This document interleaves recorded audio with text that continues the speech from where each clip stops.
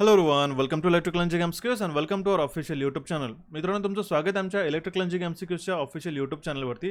आज आपण आपल्या येणाऱ्या महापरीक्षण महावितरण ITI इलेक्ट्रिशियन आणि वायरमन म्हणजेच ITI वीज तंत्रे आणि तारतंत्रीची जी परीक्षा होणारी आहे येणाऱ्या काळामध्ये, त्यासाठी संपूर्ण IBPS पॅटर्नवरती जी आपण सुपर सिरीज सुरुवात केली होती त्याचा आपण सेशन नंबर 3 हा डिस्कस करणार आहोत आणि पाहणार आहोत की IBPS कुठल्या प्रकारची परीक्षेमध्ये तुम्हाला प्रश्न विचारणार आहेत आणि त्याच्याशी निगडीत जे काही कॉन्सेप्ट्स आहेत हे तुम्हाला आजच्या सेशनमध्ये मी शिकवणार आहे.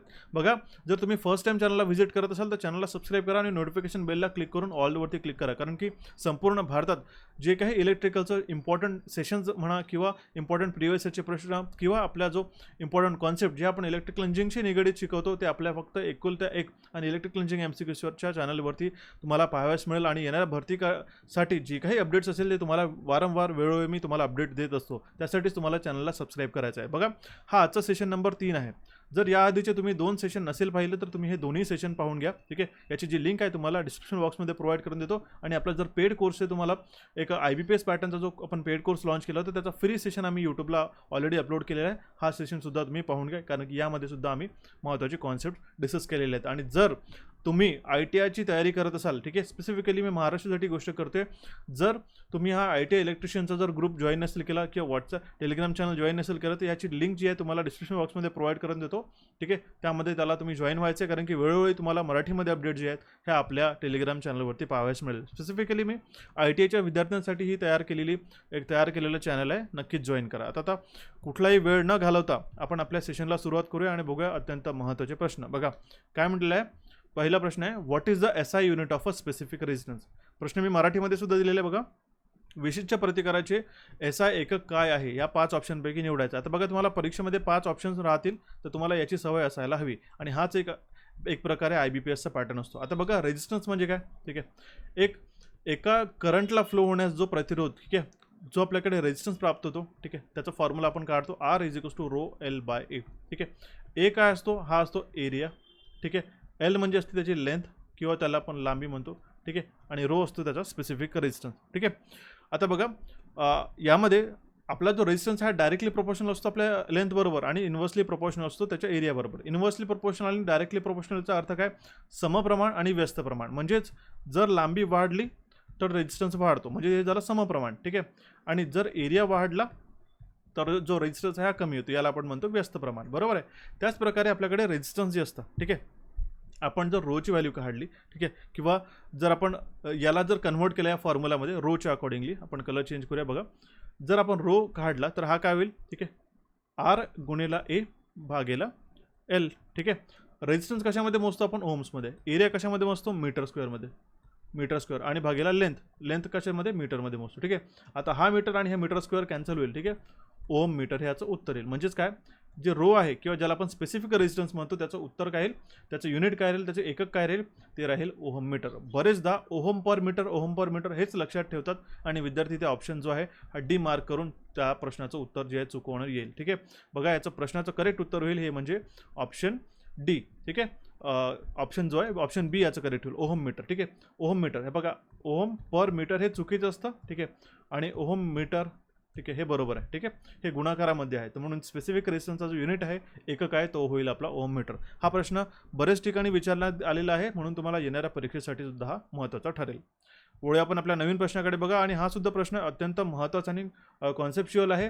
बघा, यासाठी तुम्हाला एकच रेजिस्टन्सचा फॉर्म्युला माहिती असणं गरजेचं आहे. आता बघा, हे 2 रेजिस्टन्स आहेत ज्याला आपण सिरीजमध्ये जोडतो. ठीक आहे, हा झाला एक पहिला रेजिस्टन्स आणि हा झाला दुसरा रेजिस्टन्स. ठीक आहे, तर याचा इफेक्टिव्ह रेजिस्टन्स काय होतं, ठीक आहे, म्हणजे टोटल रेजिस्टन्स काय होईल, RT हा होईल R1 + R2. ठीक आहे, जर आपल्याकडे रेजिस्टन्स पॅरललमध्ये जोडण्यात आलेला आहे, ठीक आहे, हा झाला R1 आणि हा झाला R2, तर त्याचं इक्विव्हॅलंट रेजिस्टन्स कसं काढू. ठीक आहे, R इक्विव्हॅलंट हा होईल R1 × R2 upon R1 + R2. हे दोनांसाठीच मी बोलतोय बरं, नाही तर 1/R1 + 1/R2 हे करावं लागतं. ठीक आहे, आता बघा कशा प्रकारे आपल्याकडे सिरीजमध्ये जे आहे रेजिस्टन्सचं ॲडिशन झालेलं आहे. ठीक आहे, आणि जेव्हा ते पॅरललमध्ये होते, ठीक आहे, त्याचं इक्विव्हॅलंट झालं. ठीक आहे, समांतर जोडणीमध्ये त्याचं इक्विव्हॅलंट आपण अशा फॉर्म्युलानी काढलं. त्याच प्रकारे जर आपल्याकडे कॅपॅसिटर जे आहेत, ठीक आहे, हे पॅरललमध्ये जोडण्यात आलेले आहे समजा. ठीक आहे, याची व्हॅल्यू आहे C1 आणि याची व्हॅल्यू आहे C2. तर याचं फायनल एकच कॅपॅसिटर जर आपल्याला काढायचं असेल, लावायचं असेल, तर त्याची जी व्हॅल्यू आहे C1 + C2 होईल. म्हणजे CT जर आपण काढतो म्हटलं तर C1 प्लस C2 होईल. आणि त्याच प्रकारे जर आपल्याकडे जे रेजिस्टन्स जे आहे जर कॅपॅसिटन्स जे आहेत ठीक आहे हे पॅरलमध्ये सिरीजमध्ये जोडण्यात आले. आता बघा सिरीजमध्ये जोडले, हा झाला व्हॅल्यू C1 आणि हा झाला C2 ठीक आहे. तर याचं जे टोटल रेजिस्टन्स काय होईल ठीक आहे CT ठीक आहे, टोटल कॅपॅसिटन्स किती होईल याचं समजा फायनल कॅपॅसिटन्स काढायचं म्हटलं तर हे झालं आपलं CT. तर काय होईल C1 इंटू C2 भागेला C1 प्लस C2 ठीक आहे. क्लिअर आहे. आता हे अपोजिट आहे, एकदम एका दुसऱ्यांच्या अपोजिट आहे. म्हणजे काय आपण काय करतोय बघा, जेव्हा रेजिस्टन्स सिरीजमध्ये आहेत ठीक आहे त्याचं डायरेक्टली बेरीज करून देतो, पण जेव्हा आपल्याकडे कॅपॅसिटन्स पॅरलमध्ये आहे तेव्हा त्याची बेरीज करतो. जेव्हा रेजिस्टन्स पॅरलमध्ये जोडण्यात आलं त्याचं इक्विव्हॅलंट काढतो, पण जेव्हा कॅपॅसिटन्स हे सिरीजमध्ये जोडण्यात येतं तेव्हा त्याचं आपण इक्विव्हॅलंट काढतो. बरोबर आहे. त्याच प्रकारे आता इथे कॅपॅसिटन्सची व्हॅल्यू दिलेली आहे, मी याला इरेज करतो. काय म्हटलेलं आहे, एक 10 मायक्रोफॅरेडचा कॅपॅसिटर ठीक आहे हा सिरीजमध्ये जोडण्यात आलेला आहे. तर बघा इथे C1 ची व्हॅल्यू समजा इथे 10 मायक्रोफॅरेड आहे ठीक आहे. मी व्हॅल्यू सबस्टिट्यूट करतो. म्यू एफ, हा म्यू काय असतो, हा असतो ग्रीक अल्फाबेटमध्ये म्यू म्हणतात त्याला ठीक आहे. हा म्हणजे 10⁻⁻⁶. आता कलर चेंज करूया बघा. हा इथे आता C1 ची व्हॅल्यू आहे 10 मायक्रोफॅरेड आणि जर C2 ची व्हॅल्यू आपल्याकडे 15 मायक्रोफॅरेड ठीक आहे. तर टोटल कॅपॅसिटन्स किती होईल म्हणजेच इफेक्टिव्ह कॅपॅसिटन्स किती होईल याच फॉर्म्युलामध्ये आपण सबस्टिट्यूट करू शकतो. CT इक्विव्हॅलंट कॅपॅसिटन्स म्हणजे किती 10 गुणिले 15. आता बघा युनिटची काही घेणं देणं नाही आपल्याला, इथे भागेला 10 अधिक 15 ठीक आहे. 10 अधिक 15 किती होईल 25 होईल आणि इथे किती होईल 10 गुणिले 15. आपण याला गुणाकार तसाच ठेवू, कारण की याला बघा 10 गुणिले 15 गुणून 150 करण्यात काही अर्थ राहत नाही. तर का 5 2 10 5 5 25 5 1 5 ठीक आहे. 5 3 15 ठीक आहे. 2 गुणिले 3 म्हणजेच टोटल कॅपॅसिटन्स किती होईल 6 मायक्रोफॅरेड. 2 गुणिले 3 6 मायक्रोफॅरेड. ऑप्शन डी या प्रश्नाचं करेक्ट उत्तर होईल. अशाच प्रकारे हे दोन्ही कॉन्सेप्ट दोनपैकी हे बघा 4 जे कंडिशन सांगितले त्यातले एक प्रश्न तुम्हाला हमखास परीक्षेमध्ये पाहावयास मिळेल. क्लिअर आहे. ऑप्शन डी या प्रश्नाचं करेक्ट उत्तर होऊन जाईल. वळूया आपण आपल्या नवीन प्रश्नाकडे. बघा अत्यंत सोपा प्रश्न आहे. एक आपल्याकडे बल्ब आहे ठीक आहे, हा एक बल्ब झाला, तो एक 0.9 अँपिअरचा करंट जो आहे ड्रॉ करतो, 0.9 अँपिअरचा करंट ड्रॉ करतो ठीक आहे. जेव्हा त्याला आपण एक 200 वोल्टचा सप्लाय प्रोव्हाइड करतो ठीक आहे, तर त्या बल्बला जो आहे 15 तासांसाठी सुरू ठेवला तर त्याचा किती वर्क डन होईल हे विचारण्यात आलेलं आहे. अत्यंत सोपं आहे. बघा पॉवर म्हणजे काय असतो व्होल्टेज गुणिला करंट ठीक आहे, आणि एनर्जी म्हणजे काय असतो ठीक आहे पॉवर गुणिला टाईम ठीक आहे.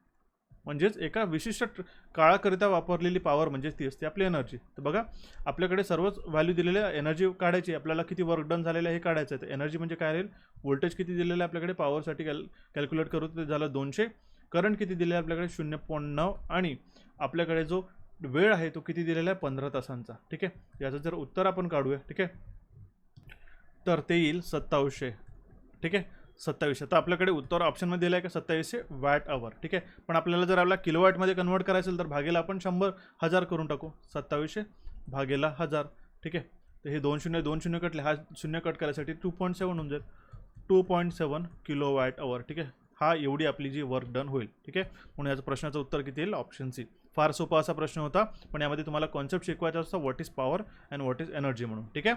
ऑप्शन सी या प्रश्नाचं करेक्ट उत्तर होईल. आणि जर सेशन आवडत असेल तर नक्की या सेशनला लाईक करा मित्रांनो, कारण की बघा तुमच्या रिस्पॉन्सवरतीच आम्ही जे येणारे सेशन आहे ते घेणार आहोत ठीक आहे. म्हणून या सेशनला लाईक करा आणि जास्तीत जास्त सबस्क्राईब करून तुमच्या मित्रांपर्यंत सुद्धा शेअर करा, जेणेकरून आपण येणाऱ्या काळामध्ये अत्यंत महत्त्वाचे प्रश्न, मी तुम्हाला अपेक्षित असे प्रश्नसुद्धा यूट्यूबला प्रोव्हाइड करेल ठीक आहे. तर नक्कीच लाईक करा, जेणेकरून आम्हाला सुद्धा समजायला येईल की तुम्हाला की हा सेशन आवडलेला आहे की नाही म्हणून. ओके. तर बघा एक आता प्रश्न आहे आपल्याकडे, इंडियन इलेक्ट्रिसिटी रूल 79 ठीक आहे, आई रूल्स 79च्या नुसार what should be the vertical and horizontal clearance of a low and medium voltage line from the building. I नियम 79 नुसार इमारतीतील कमी आणि मध्यम व्होल्टेज लाईनसाठी उभी आणि आडवी मंजुरी किती असावी ठीक आहे. उभी आणि आडवी मंजुरी म्हणजे काय बघा मी तुम्हाला सांगतो. आता ही झाली बिल्डिंग ठीक आहे. आता यावरून जर तार जात असेल ठीक आहे, तर याचं काय व्हर्टिकल डिस्टन्स किती असायला पाहिजे मिनिमम, हा झाला याचा सरफेस ठीक आहे. तर ह्या आई रूल 79 नुसार ह्याचं जे व्हर्टिकल डिस्टन्स असायला पाहिजे ते असतं 2.5 मीटर ठीक आहे, जर वरतून तार जात असेल ठीक आहे. म्हणजे जेव्हा आपली लाईन पास करते अबाव द बिल्डिंग तर व्हर्टिकल क्लिअरन्स कमीत कमी 2.5 मीटर असायला पाहिजे हायेस्ट पॉईंट, आणि जर ती जी बिल्डिंग आहे त्याचं हॉरिझॉन्टल क्लिअरन्स समजा ही तार जाते इथून ठीक आहे, याचं मिनिमम डिस्टन्स किती असायला पाहिजे ठीक आहे, हे असायला पाहिजे 1.2 मीटर. क्लिअर आहे. तर हे याचं उत्तर काय येईल ऑप्शन डी. म्हणजेच व्हर्टिकल डिस्टन्स जे उभं जे आहे व्हर्टिकल डिस्टन्स ते राहील 2.5 मीटर कमीत कमी, आणि हॉरिझॉन्टल मीटर किती राहील हॉरिझॉन्टल डिस्टन्स किती राहील, अंतर किती राहील, ते राहील 1.2 मीटर. म्हणजेच ऑप्शन डी या प्रश्नाचं करेक्ट उत्तर येईल. आणि हा सांगतो आपल्याला इंडियन इलेक्ट्रिसिटी रूल 79. ठीक आहे. आई रूल्स तुम्हाला काही पाठ करायचे आहेत, 4 ते 5 महत्त्वाचे आहेत, ते मी तुम्हाला त्याची लिस्ट जी आहे पुढच्या सेशनमध्ये नक्की प्रोव्हाइड करेल. ठीक आहे. पुढे आपण आपल्या नवीन प्रश्नाकडे बघा. हा बेसिक इलेक्ट्रॉनिक्समध्ये प्रश्न हमखास विचारला जाईल तुम्हाला. प्रश्न काय म्हटलेला आहे, current gain in case of a common base bipolar junction transistor. आता बघा BJT, ठीक आहे, त्यामध्ये 3 टर्मिनल्स असतात मुख्यतः. ठीक आहे. कुठले कुठले बघा, हा असतो इमिटर, ठीक आहे, हा असतो आपल्याकडे कलेक्टर आणि हा असतो बेस. बरोबर आहे. आता बघा हा NPN आहे की PNPN आहे. ठीक आहे, PNP आहे. हे कशामुळे ओळखलं, ठीक आहे, इमिटरमध्ये हा जो ॲरो आहे हा काढलेला आहे, जर हा अशा प्रकारे असता, ठीक आहे, ठीक आहे, तर आपण याला म्हटलं असतं की हा PNP ट्रान्झिस्टर आहे. पण हा ॲरो जो आहे, ॲरोची डायरेक्शन अवे आहे. ठीक आहे, अवे फ्रॉम द बेस आहे, म्हणून याला आपण काय म्हणू, हा आहे NPN ट्रान्झिस्टर. ठीक आहे. तर याच्यामध्ये 3 कनेक्शन असतात. ठीक आहे. एकतर आपण काय कॉमन कलेक्टर करू शकतो किंवा कॉमन इमिटर करू शकतो किंवा कॉमन बेस करू शकतो. ठीक आहे. आपल्याला करंट गेन विचारलेला आहे कॉमन बेस बायपोलर जंक्शन ट्रान्झिस्टरसाठी. ठीक आहे. तर तो कॉमन बेस साठी जो आपल्याकडे करंट गेन असतो तो असतो अल्फा. ठीक आहे. समजायला आलं. ऑप्शन बी या प्रश्नाचं करेक्ट उत्तर होईल. ठीक आहे. आणि जर आपल्याकडे कॉमन इमिटरचा जर विचारला असता तो असतो आपल्याकडे बीटा. बीटाचा फॉर्म्युला काय असतो, अल्फा भागेला 1 मायनस अल्फा. ते दोन्ही फॉर्म्युले लक्षात ठेवा. ठीक आहे. कॉमन बेससाठी अल्फा आणि कॉमन इमिटरसाठी जो होईल तो आपल्याकडे बीटा होईल. क्लिअर आहे. ऑप्शन बी या प्रश्नाचं करेक्ट उत्तर होईल. वळूया आपल्या नवीन सेशनमध्ये नवीन प्रश्नाकडे बघा. काय म्हटलेलं आहे, the resistance of an open circuit is equals to. हे लक्षात ठेवा. समजा एक आपल्याकडे सर्किट आहे. ठीक आहे. कुठले एक समजा ब्लॅक बॉक्स आहे इथे काइंड ऑफ. ठीक आहे. ओके, हा डायरेक्टली आहे, तर हा समजा ओपन झालेला आहे. ठीक आहे, अशा प्रकारे. ठीक आहे. हे 2 तार ओपन आहे. ठीक आहे. आणि याला आपण जर ओम मीटर कनेक्ट केलं, ठीक आहे, किंवा मल्टीमीटर कनेक्ट केलं आणि याचा रेजिस्टन्स जर आपण मोजलं तर हे किती येईल. आता बघा याच्यामध्ये जे आहे ॲज अ मीडियम काय, ही आहे एअर म्हणजे हवा आहे. ठीक आहे. याचं काही रेजिस्टन्स असतं का, स्पेसिफिक नाही. ठीक आहे. याचं ब्रेकडाऊन स्ट्रेंथ असतं. आता जर आपण 2 ओपन सर्किटचं आपण रेजिस्टन्स मोजलं तर ते किती येईल, ते इन्फायनाईट येईल. ठीक आहे. आपण मोजू शकतो का, नाही. जर आपण ह्याला शॉर्ट केलं आणि त्याचं रेजिस्टन्स मोजलं तर त्याचं रेजिस्टन्स किती येईल, हे येईल 0. क्लिअर आहे. एकदम सोपा प्रश्न होता, पण बरेच विद्यार्थी अशा सोप्या प्रश्नांमध्ये सुद्धा कन्फ्यूज होऊन जातात. ऑप्शन जो आहे सी या प्रश्नाचं करेक्ट उत्तर होईल. पुढे आपण आपल्या नवीन प्रश्नाकडे यामध्ये विचारलेलं आहे की कुठल्या आकृतीत दिलेली ही जी कुठल्या प्रकारची वायरिंग आहे हे आपल्याला ओळखायची आहे. हा प्रश्न ITIच्या विद्यार्थ्यांसाठी हमखास विचारण्यात येतो. ठीक आहे. तर ही जी वायरिंग आहे ही जॉईंट बॉक्स वायर इन्स्टॉलेशन टाईपची वायरिंग दाखवलेली आहे. ठीक आहे. अत्यंत सोपा प्रश्न होता. तुम्हाला वायरिंगमध्ये जे सिम्बॉल्स असतात त्याची जर तुम्हाला फ्री PDF हवी असेल तर तुम्ही आपल्या टेलिग्राम चॅनलला नक्कीच जॉईन करून ती फ्री PDF डाउनलोड करू शकता. जर तुम्हाला नसेल मिळाली तर तुम्ही मला कमेंट बॉक्समध्ये सुद्धा विचारू शकता, मी तुम्हाला त्याची लिंक प्रोव्हाइड करून देईल. ठीक आहे. पुढे आपण आपल्या नवीन प्रश्नाकडे बघा. असा एखादा छोटासा प्रश्न हमखास तुम्हाला विचारला जाईल. काय म्हणताय, the correct statement about the following vector diagram is dash. ठीक आहे. आता इथे वेक्टर डायग्राम दाखवले, जिथे एक वेक्टर आहे व्होल्टेज V1 आणि हा दुसरा आहे V2. ठीक आहे. याच्यामध्ये काही डिग्रीने आपल्याकडे अंतर दिलेलं आहे, सेपरेट केलेलं आहे. ठीक आहे. आता त्याच्यामध्ये कुठलं स्टेटमेंट करेक्ट होईल हे आपल्याला विचारलं आहे. कुठला लीड करतो किंवा लॅग करतो हे विचारण्यात आलेलं आहे. आता बघा लीड लॅगचा कॉन्सेप्ट म्हणजे काय, हा झाला आपल्याकडे व्होल्टेज. ठीक आहे. जर आपण इथे करंट ड्रॉ केला, इथे बघा हे काय असतं 180, हा असतो 360, म्हणजे त्याला आपण म्हणतो पाय 2 पाय. ठीक आहे. जर आता आपला जर करंट, ठीक आहे, बघा लक्षात ठेवा, इथे फार इम्पॉर्टंट कॉन्सेप्ट आहे. हा जर आपला करंट जो आहे इथे सुरू होऊन इथे थांबतो आहे. ठीक आहे. हा म्हणजे π/2 पासून सुरू होत आहे. ठीक आहे. हा झाला व्होल्टेज आणि हा जो पर्पल कलरमध्ये ड्रॉ केलेला हा झाला समजा करंट. ठीक आहे. हा होता आपल्याकडे व्होल्टेज. तर काय झालेलं बघा, व्होल्टेज जो आहे हा सर्वप्रथम सुरू झाला. ठीक आहे. आणि सर्वप्रथम संपला. त्यानंतर करंट सुरू झाला आणि करंट संपला. तर सर्वात पहिले कोण पोहोचलं, त्याची सायकल कोणी कंप्लीट केली, हे केली व्होल्टेजनी. म्हणजेच काय, व्होल्टेज जो आहे, ठीक आहे, याने लीड घेतलेली आहे कशाची, करंटची. ठीक आहे. व्होल्टेज लीड घेतलेला आहे करंटची. त्याचप्रकारे या वेक्टर डायग्रामवरती आपल्याला लक्षात ठेवा, आपण अँटी क्लॉकवाईज घड्याळीच्या उलट्या दिशेने याला कॅल्क्युलेट करत असतो. ठीक आहे. तर हा झाली समजा रेफरन्स लाईन 0 डिग्रीवरती. इथून याचं अंतर किती आहे, 90 अंशाच्या कोनाच्या वर गेलेला आहे, हे झालं 100 डिग्री. आणि इथून जो आहे हा -30 डिग्रीचा आहे. ठीक आहे. किती दाखवलेला, हा V2 इथून. पण आपल्याला विचारण्यात काय आलेलं की या V1 आणि V2चं किती अंतर आहे किंवा कोण कोणाला लॅग करतोय काही लीड करतोय. तर बघा रिव्हर्स डायरेक्शनमध्ये जो आहे हा V1 पहिले जातोय. ठीक आहे. आणि नंतर त्याच्या मागून हा V2 येतं. पण याच्या दोघांच्या मधातलं जे अंतर आहे हे किती डिग्रीचं आहे, 100 आणि हे 30. ठीक आहे. दोघांचं अंतर जे आहे हे 130 डिग्रीचं आहे.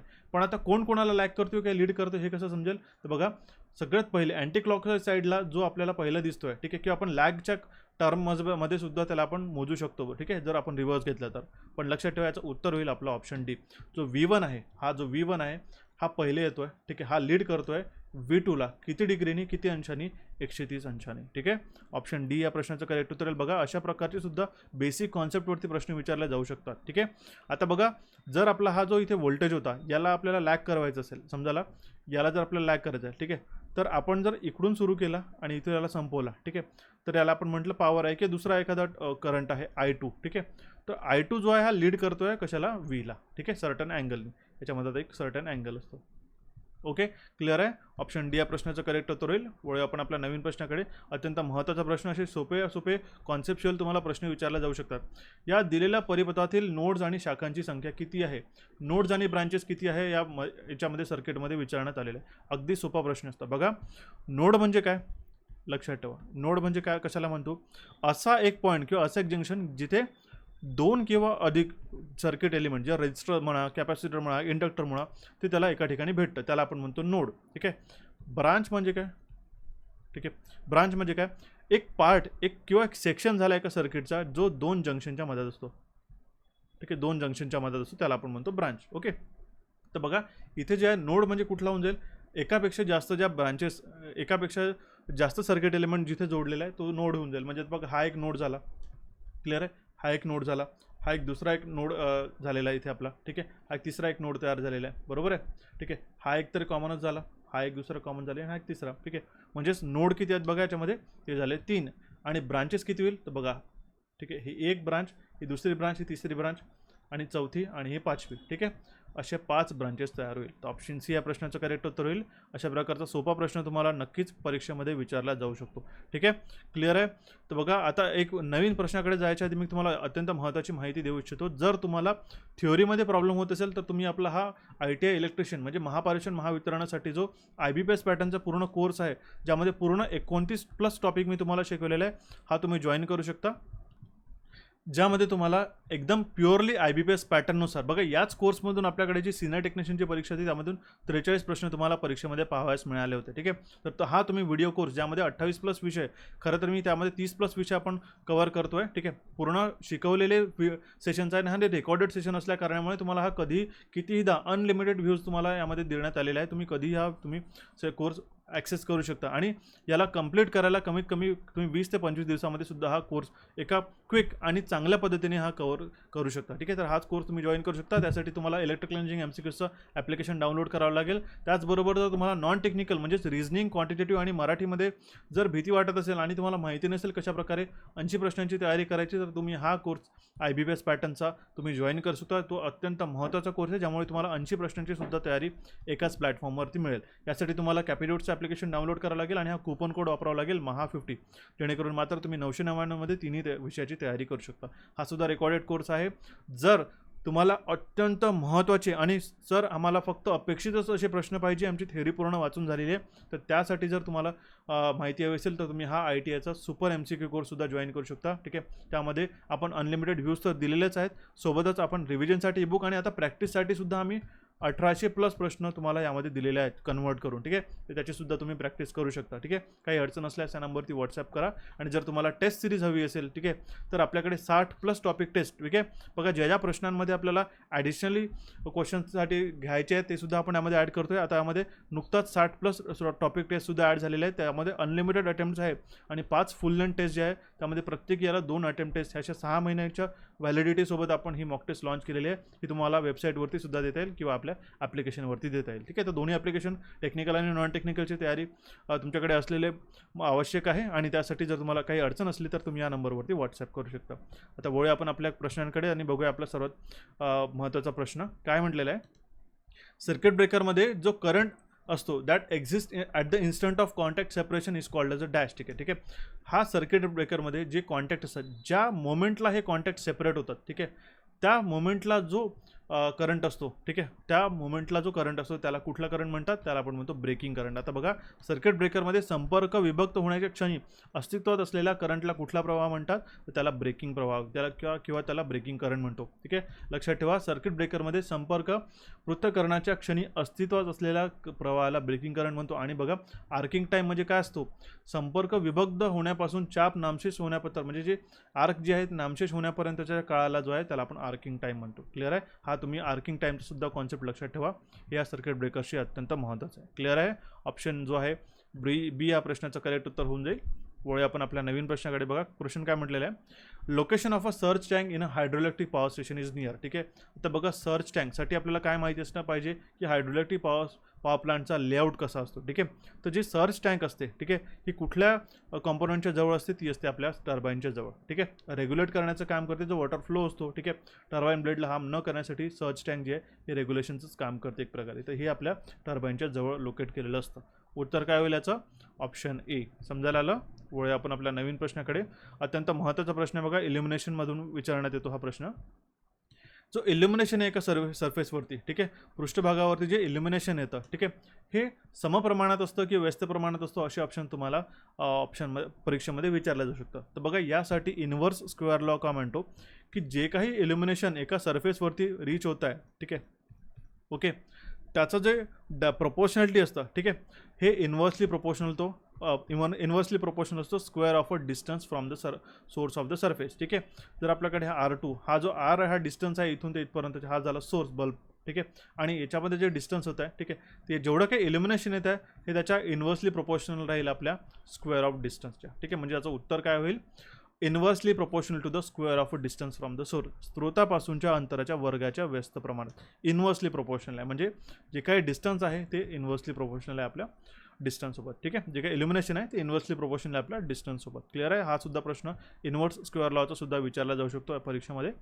वळूया आपण आपल्या नवीन प्रश्नाकडे. बघा काय म्हटलेलं आहे, the force which produces the movement of the pointer of an instrument is called. ठीक आहे, बघा कुठल्याही एका मेजरिंग इन्स्ट्रुमेंटला, ठीक आहे, खरं तर 3 महत्त्वाचे टॉर्क्सची रिक्वायरमेंट असते. ती असतं पहिलं तर सगळ्यात पहिले डिफ्लेक्ट करायसाठी, ठीक आहे, हा जो पॉइंटर शून्यापासून त्याला डिफ्लेक्ट करण्यासाठी लागतो, हा 0 to 100 समजा इथे ही रेंज आहे 100. ठीक आहे, तो पहिला जो टॉर्क लागतो तो असतो TD, म्हणजे त्याला आपण डिफ्लेक्टिंग टॉर्क म्हणतो. ठीक आहे, आता याच्या इक्वल आणि अपोजिट जो टॉर्क असतो एका स्टेडी पॉइंटरला आणण्यासाठी समजा ते 75 व्होल्ट मोजायचं आहे. ठीक आहे, तर त्याला लागतो कंट्रोलिंग टॉर्क. ठीक आहे, आणि याचे जे मधात ऑसिलेशन्स तयार होतात, ठीक आहे, ह्या ऑसिलेशन्सला एका ठिकाणी स्थिर हा व्हायब्रेट करत राहतो जर आपल्याकडे डॅम्पिंग टॉर्क नसला तर. ठीक आहे, जर तो डॅम्पिंग टॉर्क असला तर तो एका ठिकाणी स्थिर हा जो काटा आहे येऊन तो आपल्याकडे त्याला रिडिंग करता येतो. ठीक आहे, 3 महत्त्वाचे लागतात. पण यामध्ये काय म्हटलेलं आहे, यंत्राच्या पॉइंटरची हालचाल निर्माण करणारे बल कुठला झाला, सगळ्यात पहिला जो टॉर्क लागतो तो लागतो डिफ्लेक्टिंग टॉर्क, किंवा त्याला आपण डिफ्लेक्टिंग फोर्स सुद्धा म्हणतो. क्लिअर आहे, ओके. या प्रश्नाचं उत्तर येईल आपल्या ऑप्शन ए. वळूया आपण आपल्या नवीन प्रश्नाकडे. बघा काय म्हटलेलं आहे, in order to increase the range of a voltmeter. हा अत्यंत महत्त्वाचा प्रश्न. एक प्रश्न तुम्हाला व्होल्टमीटरच्या रेंजवरती किंवा ॲमीटरच्या रेंजवरती नक्कीच विचारेल. आता आपल्याकडे व्होल्टमीटर दिलेलं आहे, ठीक आहे, याची जर रेंज वाढवायची, समजा आपल्याकडे हा 0 ते 50 व्होल्टपर्यंत मोजतो आहे. ठीक आहे, याचीच रेंज आपल्याला ह्याच सेम व्होल्टमीटर आपल्याला 0 ते 200 व्होल्टपर्यंत करायचं आहे. ठीक आहे, तर यासाठी आपण कशा प्रकारे आपण याला कन्वर्ट करू शकतो, याची रेंज करू शकतो त्याच मीटरला. ठीक आहे, यामध्ये एक सिरीज रेजिस्टन्स जो आहे, ठीक आहे, ज्याला आपण मल्टिप्लायर म्हणतो, हा ॲड करू शकतो. हा जो रेजिस्टन्स असतो मित्रांनो, हा असतो हाय व्हॅल्यू ऑफ रेजिस्टन्स. जर याच प्रकारे तुम्हाला जर ॲमीटरची जर रेंज वाढवायची असेल, ठीक आहे, याला लो व्हॅल्यू ऑफ रेजिस्टन्स जो आहे, ठीक आहे, लो व्हॅल्यू ऑफ रेजिस्टन्स ज्याला आपण शंट म्हणतो, हा त्याच्या पॅरललमध्ये हा जोडतो. ठीक आहे, जो सिरीजमध्ये जोडण्यात येतो त्याच्यामुळे काय होतं, आपल्याकडे व्होल्टमीटरची जी रेंज वाढण्यात येते, आणि जो शंट जो जोडतो ज्याला आपण लो व्हॅल्यू ऑफ रेजिस्टन्स म्हणतो, ठीक आहे, हा त्याच्या पॅरलमध्ये जोडण्यात येतो, जेणेकरून आपल्याला ॲमीटरची सुद्धा रेंज वाढवण्यात येते. आपल्याला प्रश्न विचारलं होतं, आपल्याला जर व्होल्टमीटरची श्रेणी वाढवायची तर आपण काय करू, एक हाय व्हॅल्यू ऑफ रेजिस्टन्स जो आहे त्याच्या उच्च प्रतिकार जो आहे त्याच्या मालिकेत जोडला जाऊ, म्हणजे त्याच्या सिरीजमध्ये जोडू. ठीक आहे, ही कंडिशन त्यासाठी राहील. क्लिअर आहे, ऑप्शन ए या प्रश्नाचं करेक्ट उत्तर होईल.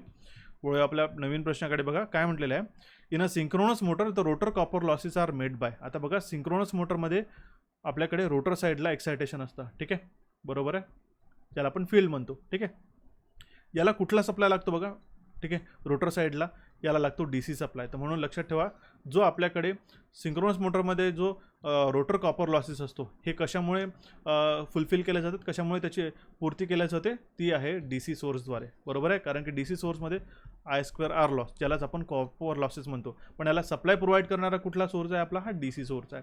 म्हणून याचं उत्तर होईल आपलं option D, which is DC source. समजायला आलं? अत्यंत कॉन्सेप्च्युअल प्रश्न आम्ही घेऊन आलेलो आहे तुमच्या परीक्षेसाठी, कारण हेच असे कन्फ्यूज करतात बरेचदा. ठीक आहे, बघा आपण नवीन प्रश्न आहे आपल्याकडे. A synchronous machine is called a doubly excited machine. ठीक आहे, बिकॉज एका सिंक्रोनस मशीन ज्याची स्पीड काय असते, synchronous speed NS is equals to 120 × F/P. ठीक आहे, तर बघा ह्या डबली एक्साइटेड मशीन याला आपण का म्हणतो, ठीक आहे, या सिंक्रोनस मशीनला, कारण की दोन्ही रोटर आणि स्टेटर हे दोन्ही एक्साइटेड असतात, म्हणूनच तर तो सिंक्रोनस स्पीडवरती रन करतो. जर आपल्याकडे पोलची संख्या जर 4 आहे आणि फ्रिक्वेन्सी 50 हर्ट्झ आहे, तर सिंक्रोनस स्पीड कशी होईल, कशी कॅल्क्युलेट करतो आपण, 120 गुणेला फ्रिक्वेन्सी किती आहे, 50 भागेला आपल्याकडे 4. ठीक आहे, इथं 30 गुणेला 50 म्हणजे 1500. स्पीड काय असते रिव्हॉल्यूशन पर मिनिटमध्ये, NSचं व्हॅल्यू होऊन जातं 1500 RPM. ठीक आहे, आता रोटर आणि स्टेटर दोन्ही एक्साइटेड असल्या कारणामुळे त्याला आपण डबली दुप्पट उत्तेजित मशीन म्हणतो, किंवा डबली एक्साइटेड मशीन त्याला आपण म्हणतो. ओके, ऑप्शन सी या प्रश्नाचं करेक्ट उत्तर होईल.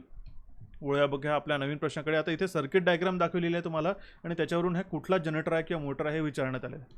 खालील आकृती कशाची आहे. ठीक आहे, आता ह्या आकृतीमध्ये आपल्याला काय दिसते, एक सिरीज रेजिस्टन्स, सिरीज आपल्याकडे फील्ड दिसत आहे. ठीक आहे, लोड दिसत आहे. ठीक आहे, इथे आर्मेचर दिसत आहे. ठीक आहे, आता बघा या आर्मेचरची महत्त्वाचं म्हणजे काय की करंटची डायरेक्शन शोधायची आपल्याला, पाहायची.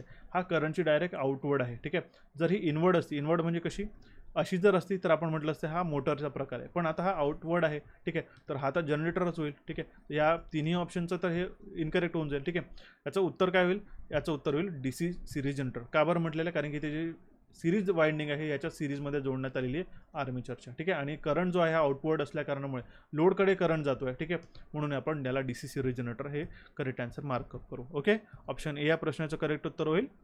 पुढे आपण आपल्या नवीन प्रश्नाकडे. प्रश्न काय म्हणतो आहे आपल्याला, की synchronous motor always works at. ठीक आहे, सिंक्रोनस मोटर नेहमी कशावरती कार्य करतो, बघा तो नेहमी सिंक्रोनस स्पीडवरतीच रन करतो. ठीक आहे, ऑप्शन ए ए या प्रश्नाचं करेक्ट उत्तर होईल. बघा कधीच असा तुम्ही आन्सर मार्क करू नका, लेस दॅन सुद्धा राहतो. सिंक्रोनस मोटर 1500 RPM वरती फिरते, याचा अर्थ असा आहे की तो 1200 वरती सुद्धा फिरू शकतो आणि 1700 वरती सुद्धा फिरू शकतो, असं होत नाही. सो ऑन द कॉन्ट्ररी, किंवा त्याला विरोधी म्हणता येईल, की आपल्याला सिंक्रोनस मशीन जी आहे, ठीक आहे, ते आपण लॅगिंग पॉवर फॅक्टरवरती, लिडिंग पॉवर फॅक्टर आणि युनिटी पॉवर फॅक्टरवरती ऑपरेट करू शकतो. त्याचं जर आपण एक्सायटेशन चेंज केलं तर त्या सिंक्रोनस मोटरला, आणि जर त्याला आपण समजा नो लोडवरती वापरलं, ठीक आहे, तर त्याला as a power factor correcting device म्हणून सुद्धा वापरू शकतो, जेणेकरून आपला जो कॉस फाय आहे पॉवर फॅक्टर, याला सुद्धा आपल्याला इम्प्रूव्ह करता येतं. बरोबर आहे, तर सिंक्रोनस मोटर लक्षात ठेवा नेहमी सिंक्रोनस गतीवरतीच फिरतो. ऑप्शन पाहून आपण नेहमी कन्फ्यूज होऊन जातो, म्हणून असे सोपे सुद्धा प्रश्न घेतलेले आहे. येणाऱ्या काळामध्ये, येणाऱ्या सेट्समध्ये आपण अजून डिफिकल्ट सुद्धा प्रश्न घेऊया. ओके, नेक्स्ट प्रश्न आहे आपल्याकडे. बघा काय म्हटलेलं आहे, ट्रान्सफॉर्मरच्या श्वासोश्वासात सिलिका जेलचा वापर इन्सुलेटिंग ऑइलपर्यंत पोहोचण्यासाठी डॅश पोहोचवण्यासाठी थांबवण्यासाठी केला जातो. In a breather of a transformer silica gel is use to stop the dash to reach up to the insulating oil. बघा इन्सुलेटिंग ऑइलमध्ये मॉइश्चर, ठीक आहे, किंवा ओलावा जाण्यापासून रोखण्यासाठी जे वापरतं, ठीक आहे, त्याला आपण म्हणतो ब्रीदर. ठीक आहे, in a breather of a transformer जो सिलिका जेल आहे, ठीक आहे, हा जो आतमध्ये ब्ल्यू कलरचा दिसतोय एलिमेंट, याला आपण म्हणतो सिलिका जेल. ठीक आहे, आता बघा एक तुमच्यासाठी छोटासा प्रश्न आहे, जर हा सिलिका जेलमध्ये मॉइश्चर असेल, याचा रंग कुठला असतो, ठीक आहे, हे मला कमेंट बॉक्समध्ये कमेंट करून सांगा. ठीक आहे, जर यामध्ये मॉइश्चर ट्रॅप झालं असेल तर याचा कलर कुठला होतो, काळा, पिवळा, निळा कुठला होतो, तो मला सांगा. याचं करेक्ट उत्तर तुम्हाला कमेंट बॉक्समध्ये कमेंट करायचं आहे. ठीक आहे, ऑप्शन जो आहे सी या प्रश्नाचं करेक्ट उत्तर होईल. वळूया आपण आपल्या नवीन प्रश्नाकडे. बघा प्रश्न काय म्हटलेला आहे, XLPE cable is one type of HT cable. हा जो XLPE केबल आहे हा एका प्रकारचा हाय टेन्शन केबल आहे. तर आपल्याला XLPEचं पूर्ण फुल फॉर्म विचारण्यात आलेला आहे. XLPEचं फुल फॉर्म होता क्रॉस लिंक्ड पॉलिइथिलीन केबल. ठीक आहे, क्रॉस लिंक्ड, ठीक आहे, पॉलिइथिलीन केबल. ठीक आहे, आता बघा इथे पॉलिइथिलीन सुद्धा आहे, पेपर इथिलीन सुद्धा आहे. तर ऑप्शन सिमिलर पाहायला मिळू शकतात. याचं उत्तर होईल आपला ऑप्शन सी. ठीक आहे, अत्यंत महत्त्वाचा प्रश्न होता. नेक्स्ट प्रश्न आपल्याकडे दिलेला आहे. बघा ॲव्हरेज पॉवर जो कन्झ्युम होतो प्युअरली इंडक्टिव्ह लोडद्वारा, हे किती असतं. बघा तुम्हाला सांगतो प्युअरली इंडक्टिव्ह लोड म्हणजे काय. ठीक आहे, हा झाला इंडक्टन्स. ओके, आता बघा पी ॲव्हरेज कसा काढतो पण. ठीक आहे, पी ॲव्हरेज काढतो पण VRMS गुणेला IRMS गुणेला कॉस ऑफ फाय. ठीक आहे, कॉस ऑफ पाय. बरोबर आहे.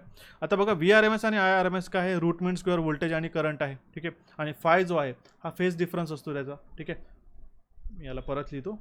Cos phi. ठीक आहे, हा फाय जो असतो हा त्याचा फेज डिफरन्स असतो, बरोबर आहे. आता बघा जो फेज डिफरन्स आहे हा व्होल्टेज आणि करंटचा, हा कितीला असतो एका प्युअरली इंडक्टिव्ह सर्किटमध्ये. ठीक आहे, प्युअर इंडक्टर आहे बघा, हे प्युअर इंडक्टर आहे, त्याच्यामुळे 90 अंशाचा कोन असतो. ठीक आहे, म्हणजे फायची जी व्हॅल्यू आहे 90 डिग्रीची आहे. जर आपण इथे कॉस फाय म्हणजेच कॉस ऑफ 90 काढलं, ठीक आहे, तर त्याचं जे उत्तर येईल 0. ठीक आहे, तर म्हणजे आता बघा इथे VRMS आणि IRMS कितीही राहू देत, जर आपल्याकडे त्याला जर 0ने गुणाकार करतोय तर त्याचा पूर्ण पी ॲव्हरेज म्हणजे ॲव्हरेज पॉवर किती राहील, हा राहील 0. लक्षात ठेवा, इंडक्टरमध्ये जो ॲव्हरेज पॉवर कन्झ्युम होतो हा 0 असतो प्युअर इंडक्टरच्या केसमध्ये. यामध्ये थोडासा जरी रेजिस्टन्स आला तर तो पॉवर कन्झम्पशन चेंज होऊन जाईल, तो 0 राहणार नाही. तर ऑप्शन सी या प्रश्नाचं करेक्ट उत्तर बघा. आणि हे होते आजचे अत्यंत महत्त्वाचे प्रश्न, जे तुम्हाला अपेक्षित असे मी तुम्हाला प्रश्न देतोय. ठीक आहे, आजचा सेशन कसा वाटला मला नक्कीच कमेंट बॉक्समध्ये कमेंट करून कळवा, आणि नेक्स्ट सेशनमध्ये तुम्हाला काय हवं आहे हे सुद्धा मला सांगा.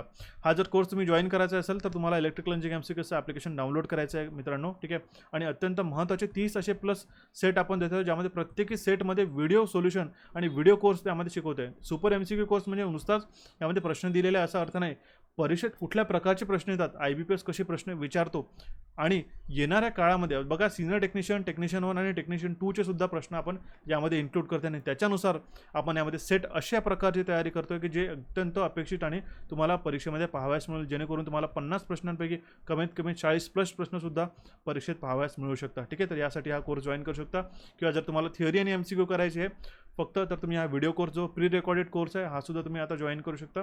आणि जर तुम्हाला नॉन टेक्निकल हे हा तर मस्ट आहेच, कारण की 80 प्रश्नांची तुम्हाला तयारी करणं खूप गरजेचं आहे. तर यासाठी तुम्ही हा विद्युत सहायकाचा आपल्या कॅपिट्यूड्सवरती जो कोर्स आहे, ज्यामध्ये रिझनिंग, क्वांटिटेटिव्ह ॲप्टिट्यूड आणि मराठी आपण शिकवलेलं आहे. ठीक आहे, क्वांटिटेटिव्हची अजूनसुद्धा आपल्याला सेशन त्यामध्ये पाहावयास मिळेल, हा सुद्धा तुम्ही कोर्स जॉईन करू शकता. आणि जर तुम्हाला प्रॅक्टिस करायची असेल तर तुम्ही आपली सर्वात पॉप्युलर अशी इलेक्ट्रिकल इंजिनिअरिंग MCQची जी पॉप्युलर टेस्ट सिरीज असते ती सुपर मॉक टेस्ट, ही सुद्धा तुम्ही याला जॉईन करू शकता.